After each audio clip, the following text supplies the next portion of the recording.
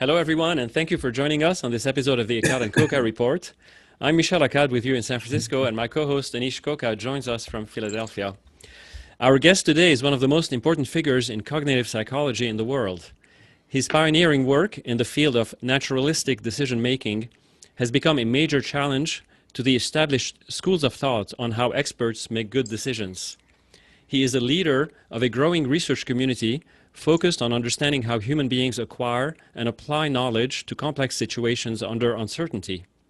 He has developed novel explanatory models and training methods for decision-making that are widely recognized as groundbreaking.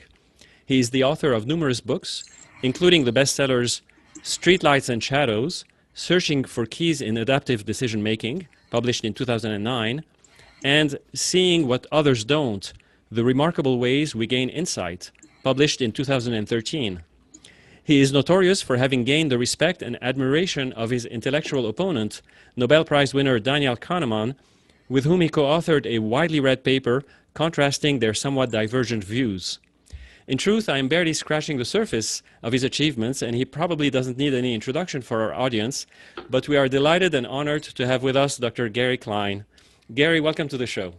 Thank you very much for inviting me. I do appreciate it.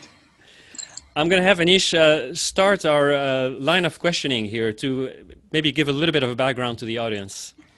Yeah, no, to some in the to many of us who've heard of your work, but as Michel has alluded to, there's two different schools of thought that are sometimes in opposition, a lot of times in agreement, and so the early work in naturalistic decision making was based on how firefighters in command positions make decisions.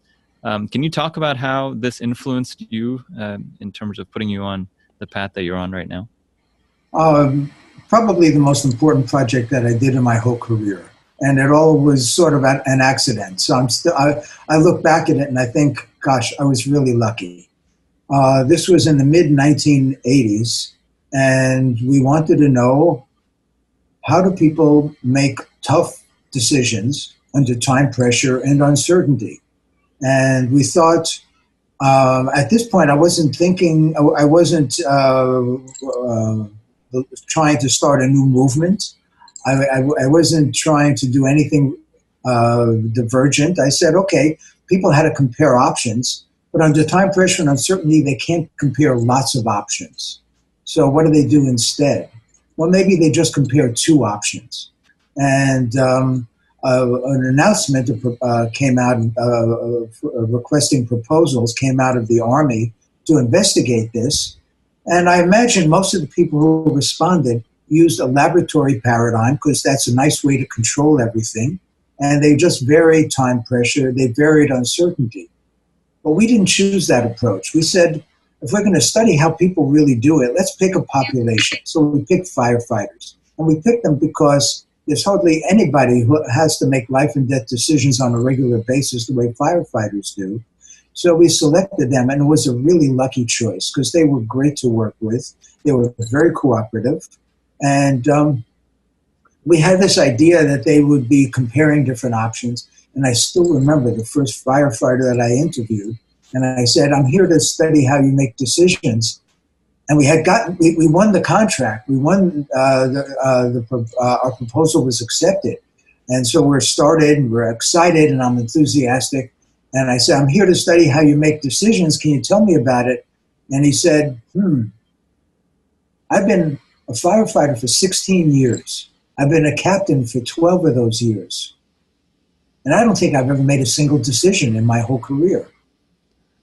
And my heart sunk. I mean, it was like, this is the first interview and we're already finished and the project is just getting started. So I said, how do you know what to do? And there was panic in my voice. You can hear a little bit of that residual panic from decades later. And he said, oh, you don't make decisions, it's just procedures, just follow procedures. And I realized my project had just failed. But before I left, I said, can we look at your procedure manuals? Because maybe there's something in the manuals that we can learn from. And he said, oh, it's not written down. You just know. And I thought, okay, well, maybe there is something here. And so we started interviewing them. We interviewed a few dozen, and we heard the same story. They never make decisions. And the problem was the word decision. By decision, they meant they never compared options. That's what was tripping us up. But of course, they made decisions. And we had these two mysteries. One, how do you come up with an option other than generating lots of options to find the best? And they were telling us that they didn't have to do that. How is that possible? And then the second mystery is, once you have an option, how do you evaluate it except by comparing it to others? But they never generated more than one option, according to what they were telling us. So we had these two mysteries. And our hypothesis, everything that we had believed going in, was out the window. None of it was applying. So we were really flying blind here. So what we found was that's what 10, 16, 20 years of experience buys you, is you build up a repertoire of patterns. And when you see a situation, you say, I've seen something like this before. You have a prototype about here's what's going on in this situation. And you're doing a recognition match. I've seen this before, and that's telling me what I should pay attention to and what I can ignore. So that's one part of it. It's telling me what goals I should pursue. So now I'm trying to do the right things. The pattern is telling me what I can expect, so that I'm getting ready for the next evolution in the incident. And if my expectation is violated, that's a clue. Maybe I called it wrong, and I've got to rethink it. So that's important. And it's also telling me, here's the typical ways of responding in this situation. So the very first option they think of is usually going to be successful. So that solves the first mystery, how they can go with their intuition to use the patterns that they identify to know what to do. The second mystery, how do you evaluate an option except by comparing it to others?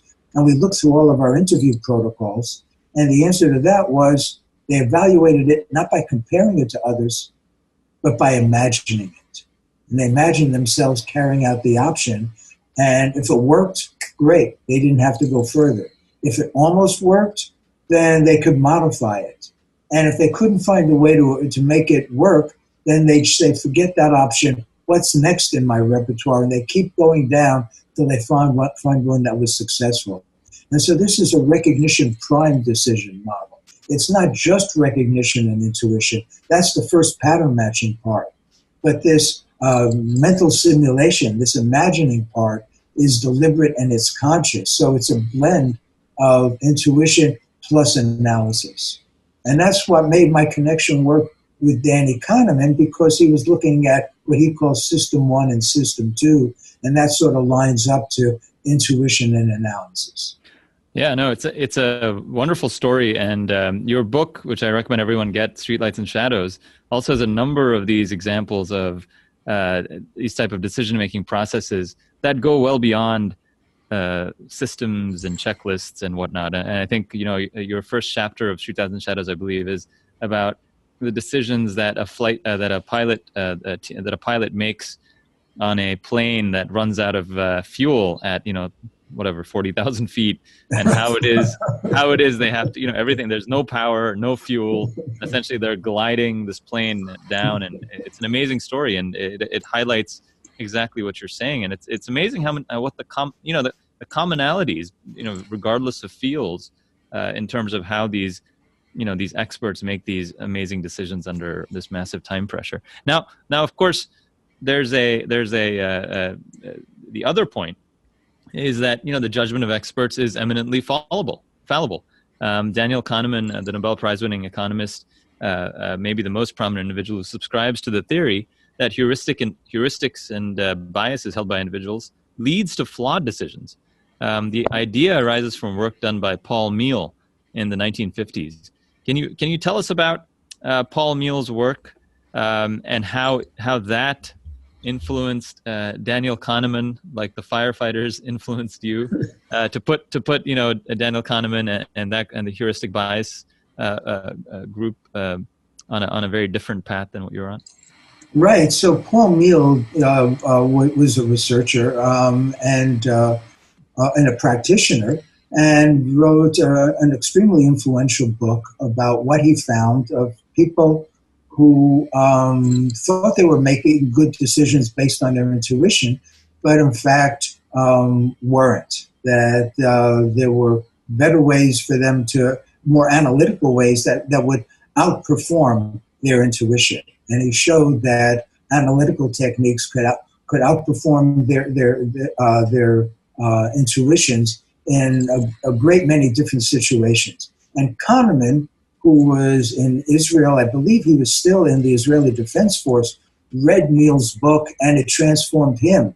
And he said, this is the solution to all kinds of riddles that I'm seeing as I'm trying to understand everyday decision-making and professional decision-making.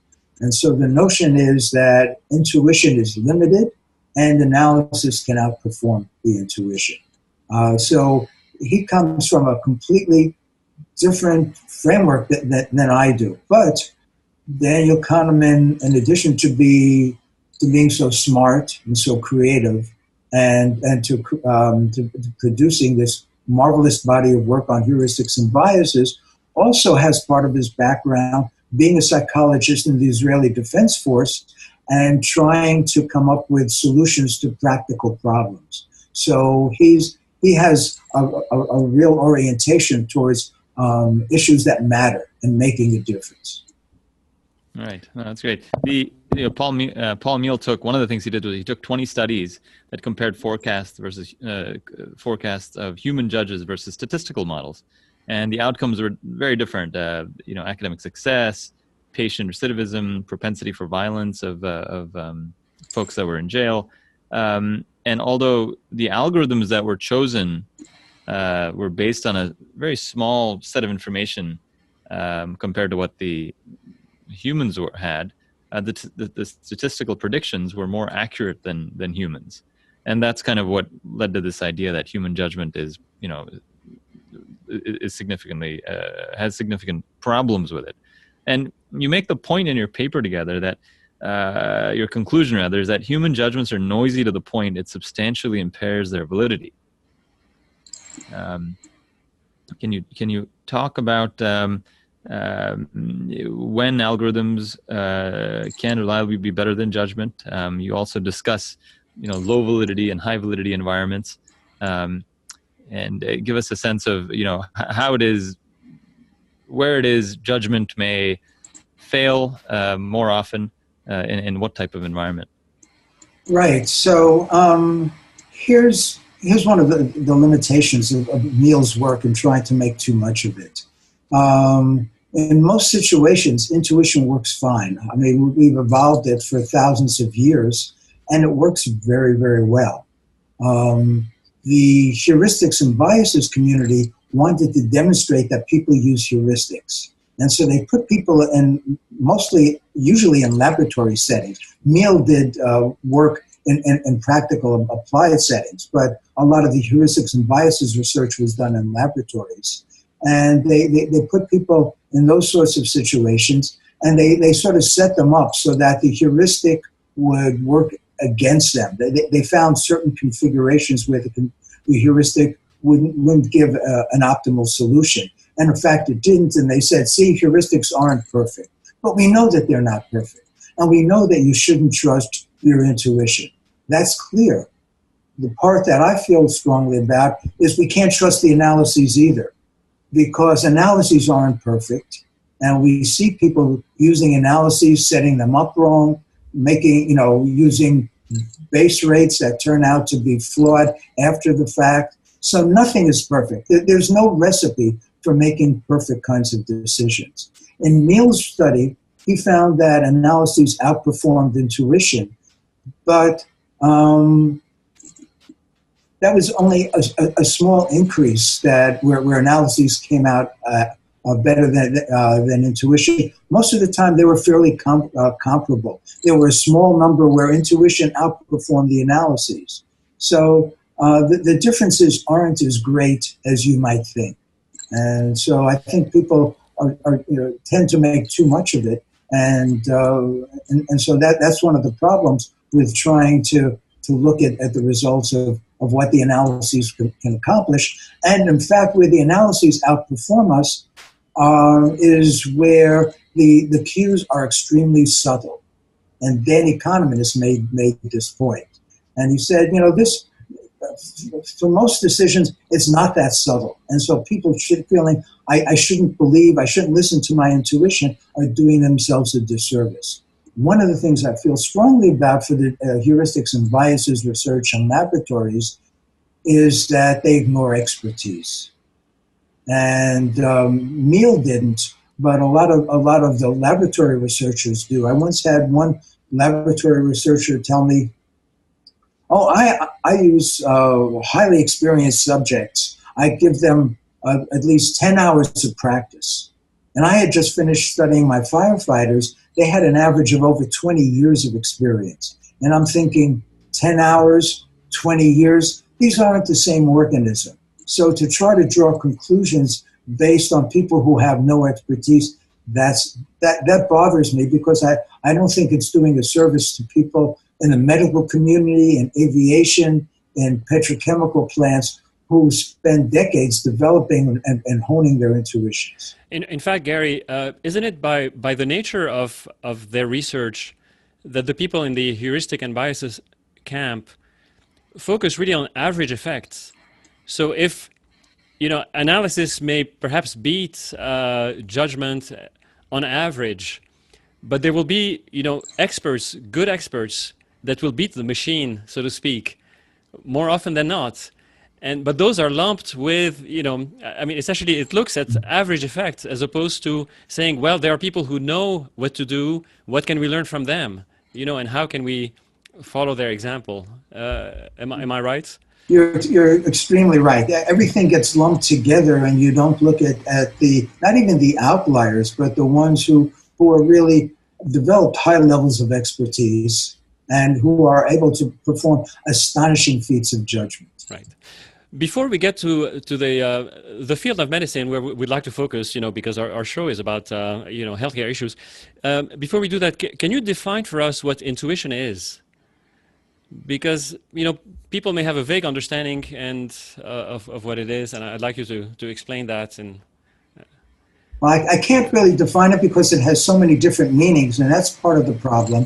And for many people, intuition is something occult. It's like a sixth sense. It's like extrasensory perception, and that gives it a bad name. So I didn't feel comfortable using the term intuition until I worked with Marines, and they felt very comfortable using it, and they talked about the importance of intuition. I felt if Marines are okay with it, then who am I to be so nervous? So for me, intuition is the way we use our experience. Intuition is the result of the patterns that we build up and the prototypes we're able to form so that we can make rapid recognition of what's going on in the situation. Right. It's not magic.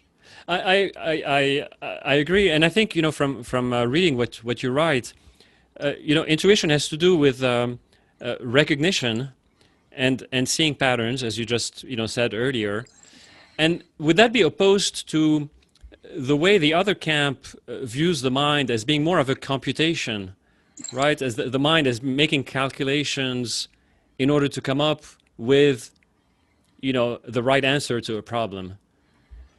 I think that's accurate, that the other camp sort of enshrines certain forms of machine logic or Bayesian statistics, and we don't think like Bayesians do, and we don't use machine logic. It's simply the wrong metaphor, and it's a very misleading metaphor. And I'm seeing it now in a project that I'm doing on artificial intelligence, looking at the way some deep learning, neural nets and machine learning algorithms are working. This is nothing like the way we think, and it's astonishing what it misses.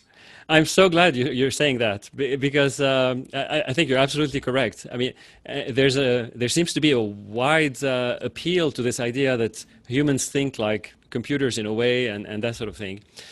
And the medical field, we are steeped in this culture. Really, I mean, we are completely judged on the basis of metrics.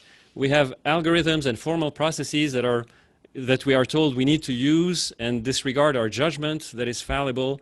there's something called evidence-based medicine and evidence-based clinical guidelines, and all that. And a lot of episodes on our program, deal with countering this culture.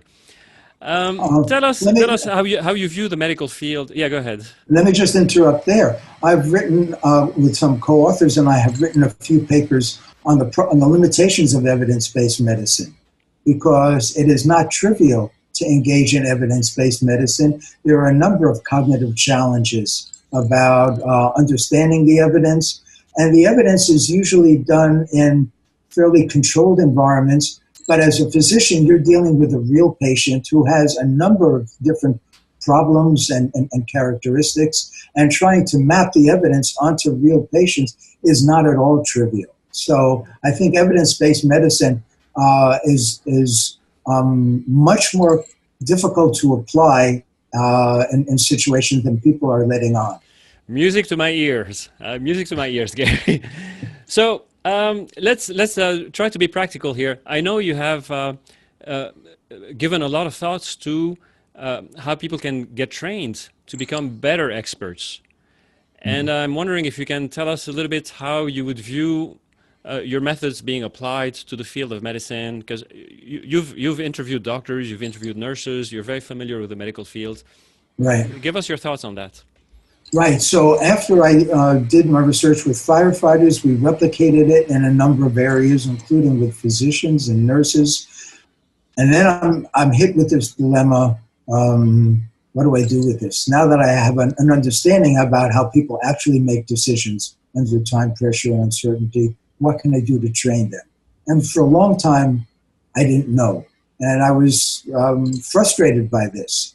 And then about 6 or so years ago, I was putting on a workshop for firefighters with a friend of mine who's now retired. He was a battalion commander with New York Fire Department. And he showed me this method that he had just developed. And I just became extremely enthusiastic about it. And we call this the Shadowbox method. And it's the first method that I've seen that seems to offer promise for building decision-making and sense-making skills. And that's what I've been doing. Really, I stood up a company 4 years ago to put this into practice. And the way Shadowbox works is it's a scenario-based approach. So it's very contextual. And so I would give you a tough scenario. And this would be text-based, but it doesn't have to be. And I'd lead you through the scenario. Then at a certain point, I'd stop the scenario and I'd say, at this point, this is a decision point.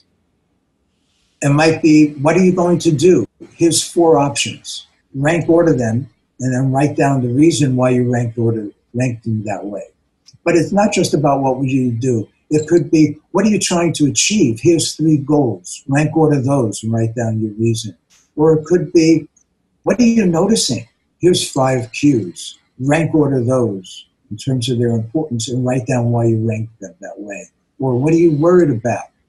Could be any of those kinds of cognitive challenges. But then we've also had a small group of experts, say 3 to 5 experts, go through the same scenario. And when you finish doing your ranking, here's 3 goals. Which am I going to pursue the most with the greatest interest and enthusiasm and focus? Then you get to see, what did the experts rank? Because they went through the same scenario and they did their ranking. And you want your ranking to match theirs. But then you see, what did the experts write down as their rationale? And that's where the real learning goes on. Because you get to see how these experts were viewing the situation and compare it to what you were viewing, because you wrote down your rationale. So you can't evade, you can't hide. So what's in the expert's description, what's in your description? And so now you're seeing the world through the eyes of the experts.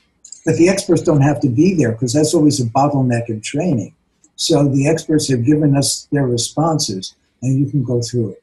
So we've done this with a paper and pencil form. We do it with, it's computer-based. You can use a laptop. So that's what we're doing with Shadowbox, and we've done a number of studies showing that people match the expert by an improvement of about, say, 20 to 28% in just a half a day of training. And then we said, okay, we've got this with a text-based version. What about a video version?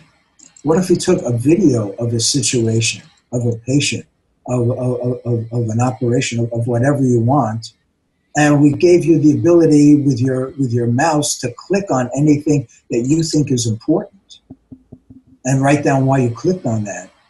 And then you get to see what did the experts click on and why did they click on that. So now you're really seeing a situation through the eyes of experts. And we don't even have to use a video. We can use a still photograph. We can use a one-page write-up of vital signs. And you would say, oh, this looks important, this looks important. And then you get to see what did the experts highlight as what's important. A friend of mine, Kristen Miller at MedStar, had told me about research she was doing with fourth-year medical residents, where she did this with patients who were developing or at risk of or in the middle of having sepsis. And almost every case, when they looked at what the experts had flagged, they would say, oh, I never even thought about that. They were having aha experiences just by comparing what they had noticed to what the experts were noticing. So, Gary, is this a way of enriching the catalog of experience? Yes. That a trainee has instead of having to wait 15 years of... Right. Okay. We're trying to speed up the acquisition of expertise. Right. Okay. So one interesting question here is that, and again, that would be the other side getting back at you and saying, well, your experts, how do you determine that your experts are good experts and good even to begin with? Because, they will always have their concern about biases. Evidence-based medicine frequently rails against what it has called eminence-based medicine, meaning people in position of power who just tell their point, try to spread their point of view, and then years later clinical research proves them wrong. They say, oh, in this situation I will do X, Y, and Z, and then clinical trials later on show that this practice is wrong. So let me interrupt you there. Yeah, go ahead. Because we also have stories of 10 years later, the evidence shows that what the best practices were not the best practices. So it works in both directions. Absolutely. And my point is that, in a way, it has to do with what do we mean by good, right? What do we mean by being good?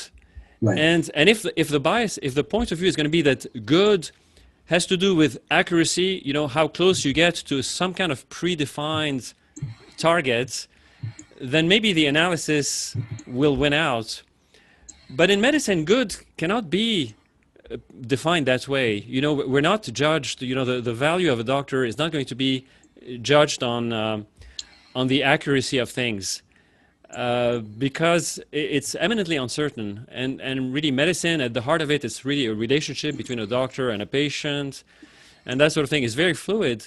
So what is good in medicine, I mean, I'm not saying that it's completely, in the mind of the doctor to decide what is good. I mean, there certainly is an objective dimension, but it's not on the model of the mechanics of a machine, of trying to analyze exactly what the patient has. Is not like analyzing what a machine is. When a doctor makes a judgment, when a doctor makes a diagnosis, the diagnosis itself is ultimately a judgment. It is not, it cannot be held against a really fixed gold standard of what's happening inside the patient. Right. And you can tell that even if you look at things that seem to be very mechanical, at the end of the day, it's always a judgment. And there's a question of trust that people, eventually the peers, the community of doctors, think that, so-and-so are trustworthy and they're good doctors. And that's what, I think you allude to that a little bit in the paper with Daniel Kahneman. You talk about peer approbation or peer, the judgment of peers being important in being able to tell us, who are the good doctors and who are the experts. So let's talk about this issue. How do you know who the experts are? And the short answer is you don't. There's no gold standard, but there's a number of criteria, and you should probably use more than one. I'll tell you some of the criteria that I've identified. First of all, look at their successful performance. Who are the people who have a track record? That's one of the things you can identify. Two, you just mentioned, is peer respect. Who do people turn to if it's a tough case? Third would be their career, the number of years they have. That's not infallible. There are people who have had long careers just because longevity is not the same as expertise, but you feel a little bit better with people who've had lots of cases. Four, can you gauge the quality of their tacit knowledge, their mental models, by asking them questions and see how deep their mental models go, or whether they just get confused or frustrated when you start to question about things. Fifth would be reliability. Do you see them showing a certain amount of consistency? I don't want to overdo reliability, because if you make reliability too strong of a criterion, then, and I know you're judging me on my reliability, then if I come up with a new way of doing things, maybe I shouldn't, because it's going to reduce my reliability. So that can work against me. Another would be credentials. What kind of licensing or certification? My favorite criterion is simply reflection. When I'm talking to somebody who's claiming to be an expert, I'll often say, tell me about the last mistake you made. And people who are just pretending to be experts will often respond, I can't think of any. But the real experts will say, yeah, okay, so this was 2 weeks ago, and I'm still kicking myself, and because it's eating at them that they made a mistake. And that's what makes them experts, is they don't shrug off their mistakes.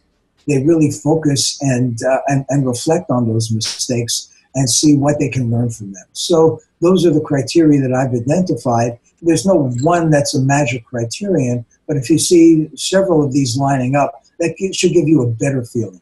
Right. You know, it makes perfect sense to me, and in a way, what's interesting is that identifying who's an expert is itself an intuition, you know, in a way, right? Right. And it makes sense, because the alternative really doesn't make sense. The alternative that there should be a computational gold standard really doesn't hold up. But here's the question: Can you actually? Is it possible to produce experts? Meaning, is there some type of engine or factory that you can send somebody into, and at the end of that output is you get an expert? Is that something? Is that possible?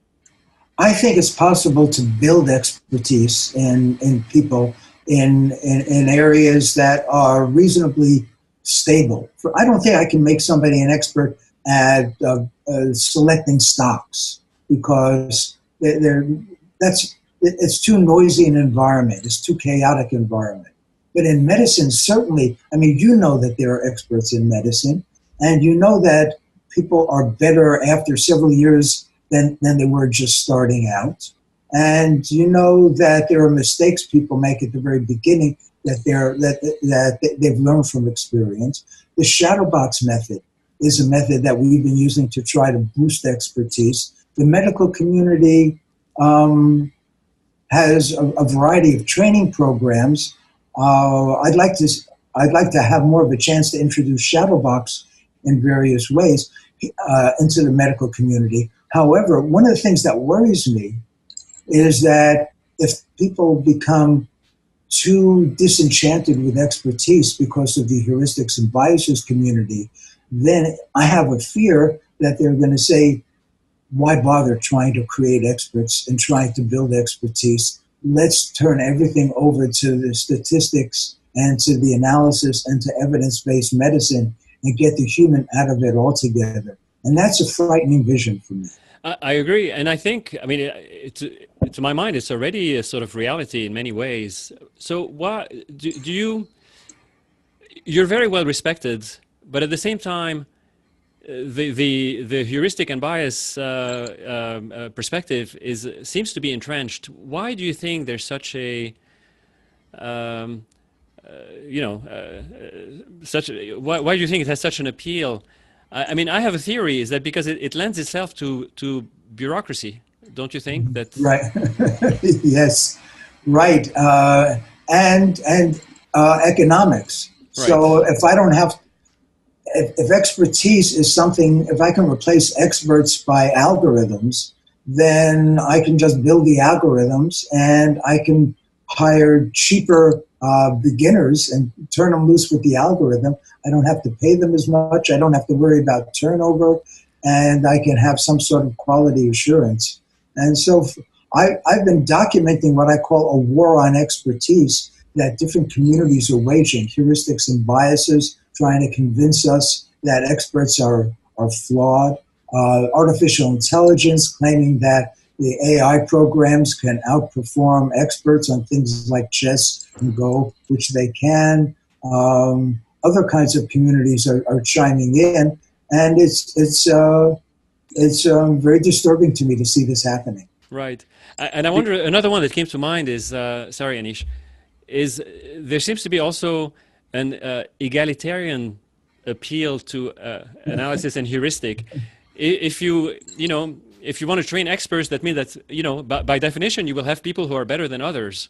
And that seems to, grade people the wrong way, that, they offend the sensibilities of wanting to be egalitarian and we're all the same and we're all good and we're that sort of thing. Do you get that sense too? Oh, very much. Now, Danny Kahneman told me at one point he was having some dental procedure performed, and there were two people in the office, a very highly experienced dentist and an assistant he was bringing in.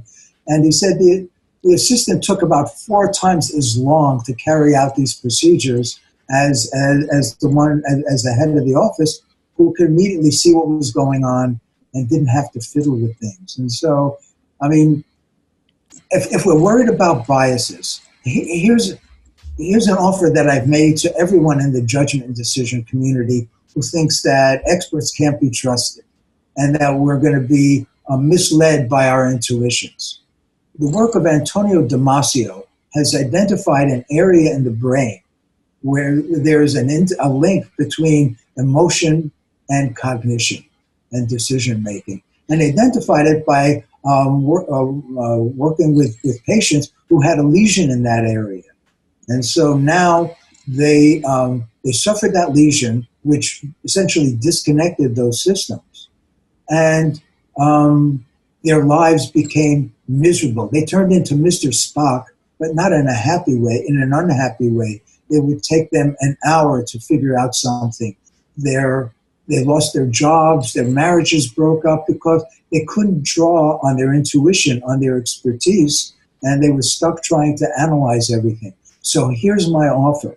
If people think that we're really crippled by our intuitions and our emotions, and we know the area that connects the two, my offer is to pay for laser surgery to produce an artificial lesion in this area so people don't have to worry about being contaminated by their emotions. I've made this offer on numerous occasions. No one has ever taken me up on it. Well, so we have a major problem in medicine, and we have waged well, it's not even a war anymore. There's the empire rules, and then there's small little rebel alliances somewhere or the other that are fighting it. But this idea that evidence-based medicine is bad is essentially, it's over. I mean, evidence-based medicine suggests and shows over and over again where we have folks that are eminent that are fallible. And so on top of that, I think everyone knows and has an intuitive understanding that you can train for years and years and become a very good chess player, but there's only one Gary Kasparov. There's only one Bobby Fischer, right?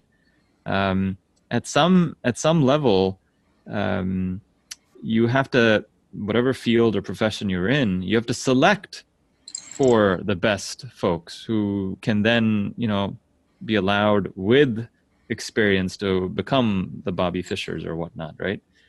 And the problem that I see in medicine is that we are no longer selecting for Bobby Fischers. We're no longer selecting for these for greatness. Too often we're selecting based on criteria that has to do with, you know, diversity, or has to do with, you know, income levels, or, you know, I mean, you look at, so are you concerned that as good as, you know, shadowboxing training can be in taking you from wherever point you are and moving you up to another level, that if you don't at the outset do a good job selecting for good people, that, you know, this isn't going to get us to where we want to be? Well, certainly selection is extremely important. And the field of psychology, my field, should be embarrassed at how little we know about selection. So this is something that deserves more attention. And you're exactly right. If you select the right people, the rest takes care of itself. They'll train themselves. They'll find ways to improve and to get better. So no argument with that. But I think everybody can gain more expertise than they have. So that's part of it. And I worry about a selection pressure, because in too many instances, how do you select people? You select ones who haven't made any mistakes. And now you're weeding out people who might be extremely talented, and you're making everybody else afraid to try anything new. And so you're damping down an entire field where people are afraid that first time I make a mistake, it's going to go in my record and it's going to haunt me for the rest of my career. And so, because that's the easiest thing to select for, who's made a mistake in the past. It's much harder to say who has done well. In my book on insight, I pointed out the asymmetry there, that if I make a mistake, everybody knows about it. If I fail to have an insight, nobody will know, so I won't be blamed.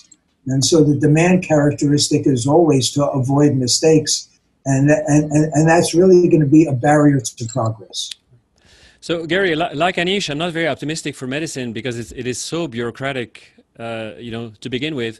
Where do you see, where are you optimistic for naturalistic decision making? Where do you see inroads, people being, you know, very accepting of what you're doing? Because then, you know, I'm hoping that if one field, you know, blossoms, then, you know, the medical field will say, hey, you know, this may not be a bad idea to try that after all. Right. So I'm naturally an optimistic person. So you should discount what I'm telling you, because I'm always looking for signs of reasons why things are going to move in the right direction.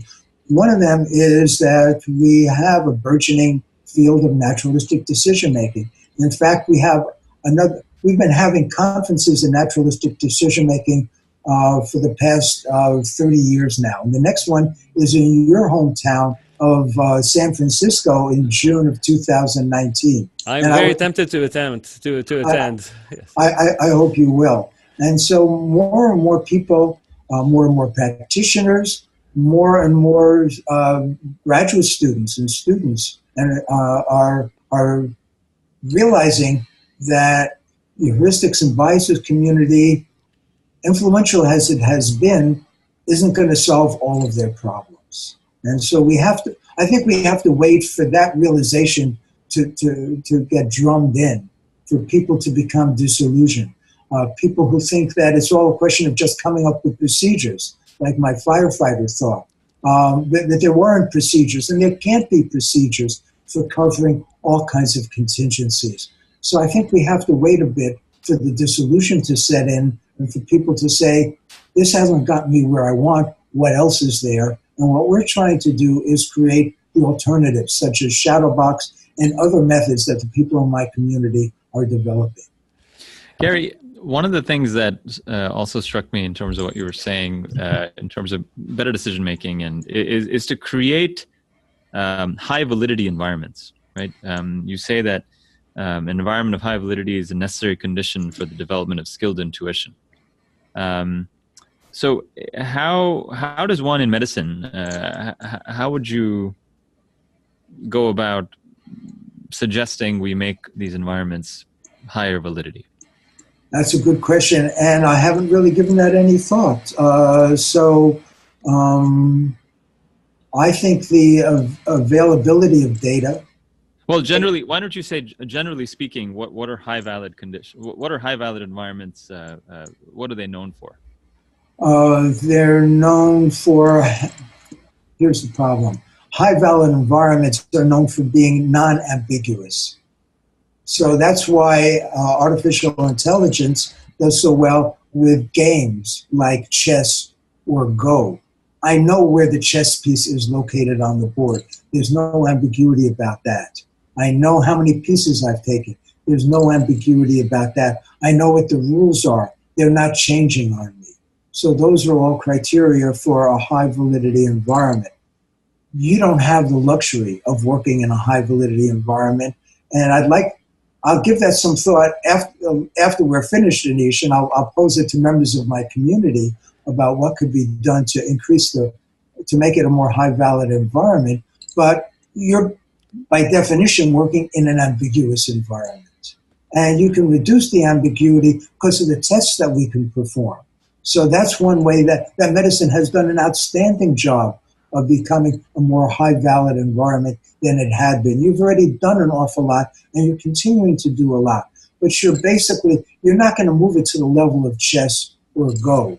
There's always going to be an essential form of ambiguity that's going to depend on tacit knowledge, and that's why it's so important to develop it. Right. So I was, I spoke to Michelle about this about a week or so ago, about a mistake that I made. I was following a patient for a long time, and I got stuck on a certain diagnosis that I thought he had, and I didn't, as things worsened clinically for the patient, I didn't expand my differential to think about something else. And I missed something that was, relatively obvious when you're looking at an image, an echocardiogram, or something like that. And I was thinking afterwards, I was really upset because, obviously, if somebody had shown me this picture and I didn't know anything about the patient, I'd have said, "Aha, this looks like this clearly looks like this."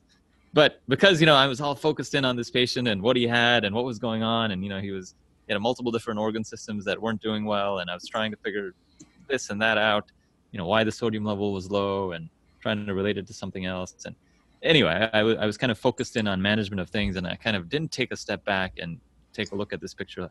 Now, isn't that a place where an algorithm, say, would have maybe given a supposed expert like me a cue to say, "Hey, think about this"? Are there places where algorithms can help experts make better decisions?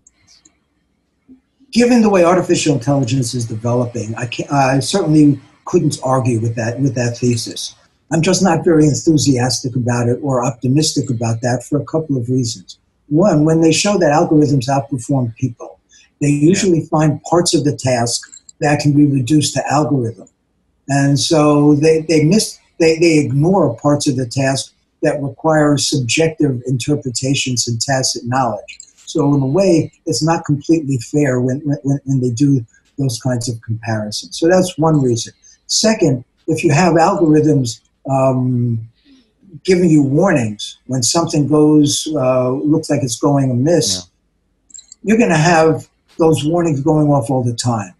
And we know from control rooms, when we have warnings going off all the time, people just automatically turn them off because it's too confusing. So I'm not sure that's the solution.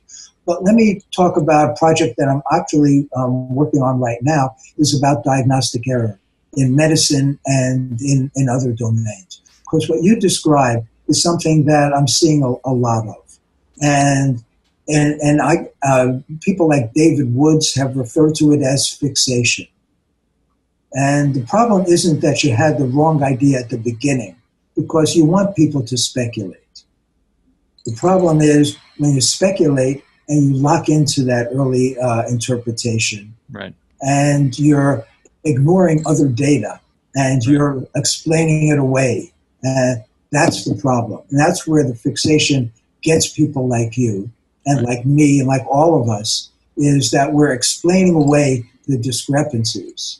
I believe that there's a possible training, and that's something I've been exploring with a colleague of mine, Terry Fairbanks, about ways of trying to develop training approaches to help people, instead of explaining away the discrepancies, become attuned to them and realize that if I've made the wrong diagnosis, the discrepancies are going to mount.